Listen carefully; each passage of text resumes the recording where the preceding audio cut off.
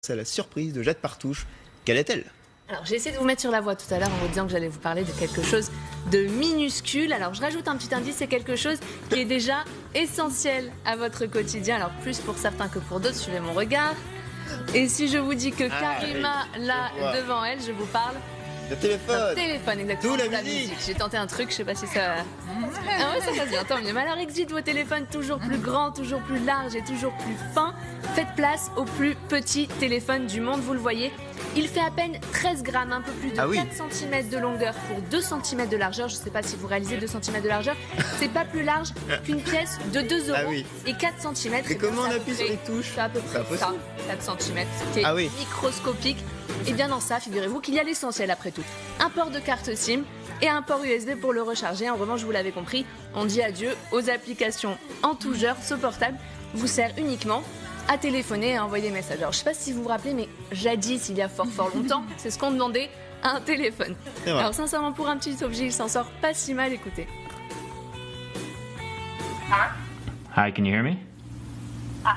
Yeah, I'm like on a speakerphone or something, but I can hear you. We are currently talking on the world's smallest cell phone. Oh, wow, it's not bad. Il est pas Ça mal marche le pas son, trop mal, hein. le parleur et tout. Ah ouais, ça marche pas trop mal. Alors forcément, quand on se sépare du superflu, on gagne en autonomie. Et là, pour le coup, il a de quoi faire rougir ses concurrents. Il a plus de 3 jours d'autonomie. Je ne sais pas quand est-ce que c'est la dernière fois que vous avez pu compter sur votre téléphone 3 jours d'affilée. Mais moi, ça m'est pas arrivé depuis très longtemps. Donc vous l'avez compris, c'est un retour à l'essentiel. Et si ce téléphone a vu le jour, c'est ça qui est aussi rigolo, c'est grâce à une campagne de financement participatif.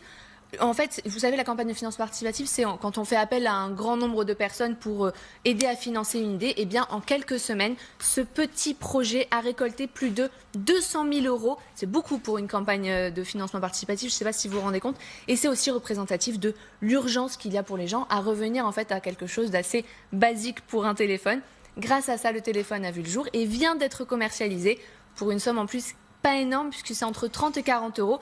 Alors, pour ceux qui le rangeraient dans la catégorie des petits gadgets, un célèbre youtubeur américain lui a fait subir une batterie de test et figurez-vous qu'il est bien plus solide que nos téléphones d'aujourd'hui avec leurs vitres extrêmement fines. Très pratique. Et il est extrêmement pratique. Alors ça peut être soit un téléphone de substitution, soit votre véritable téléphone du quotidien. Alors, il n'est pas encore au point de faire de l'ombre à ses concurrents, mais quand on sait que les gens ont été capables de miser 200 000 € sur ça, on se dit qu'ils aiment quand même les choses un peu plus pratiques, un peu plus fines. Et Apple va bientôt sortir son téléphone qui va faire à peu près cette taille-là. Donc ils ont totalement compris la demande des gens. Cette taille-là, face à cette taille-là, voilà, on est quand même... Qui gagne? Je ne sais pas. On verra bien, je vous le dirai. Par contre, c'est beaucoup plus facile à perdre. Ah oui, c'est ça. Je pense que si on le perd de vue, on n'arrive pas à remettre la main dessus. Il faut juste pas le perdre, c'est tout. Bon, en tout cas, ça a le mérite d'offrir une alternative. Exactement. Merci Jade Partouche. On va passer un petit coup de fil à Karine Fauvet tout de suite, la météo.